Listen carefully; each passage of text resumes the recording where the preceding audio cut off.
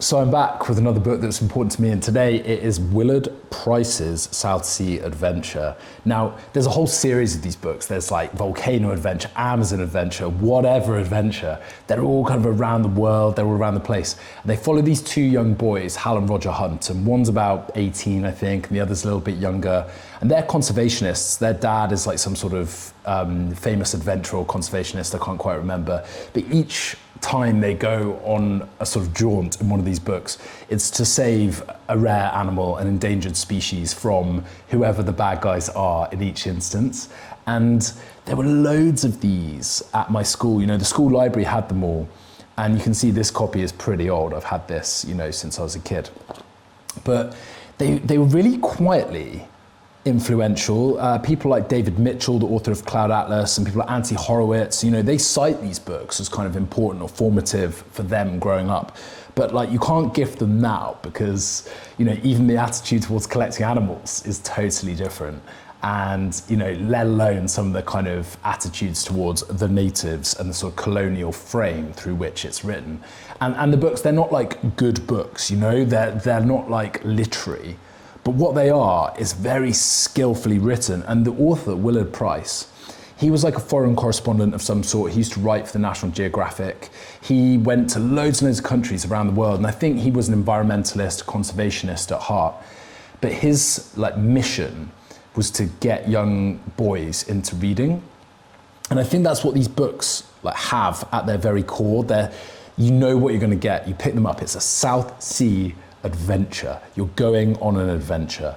Each book is kind of structured the same sorts of things happen. I don't think you even had to read the series in order. So, you know, you'd go to the school library, and obviously someone would have taken one of them out, but it didn't matter. You could just pick up one of the others. It wasn't like you had to read them in any kind of order, I don't think. So that made them super, super accessible. I think that, you know, the main characters are boys. This is something that people's like mileage varies on, but that was like immediately compelling. But I think more than the gender of the protagonists, it was like the actual competence.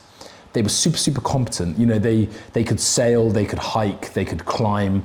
They were very outdoorsy, they could survive in the wilderness. I think when you're young and the world is like big and scary, it's exciting, but it's a little bit intimidating. And you see older boys who are the same age as like these guys in the book. You see them around at school. And it gives you that sense that like one day you could also be competent and that you could also go on an adventure. And for me, you know, I grew up in Bath. It's a beautiful place, but it's not the most exciting. And we lived outside town, we lived outside the city in the countryside. It might get dark at 4 p.m. in the winter. You know, adventure is pretty like thin on the ground.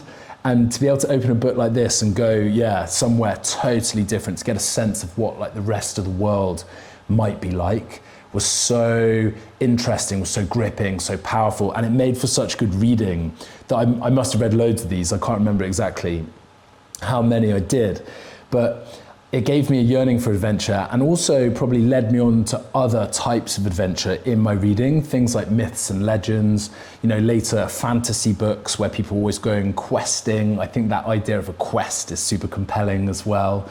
And so these books, like, they're not like gonna kind of stand up necessarily to today's kind of reading. You wouldn't be able to read these and go, oh, isn't that a sort of overlooked like literary classic?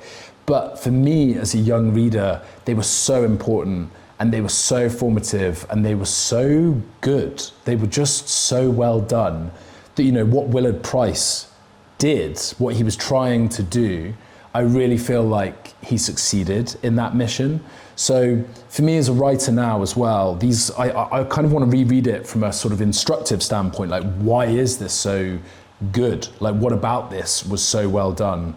And yeah, this book is something I've thought about for years since I left school. You know, this series is something I've always thought, wow, like what an incredible kind of body of work, even if, you know, you're not going to go back to it now. Yeah, so that's Willard Price, and that's why it's important to me. Like, let me know if you've ever read it and what you think.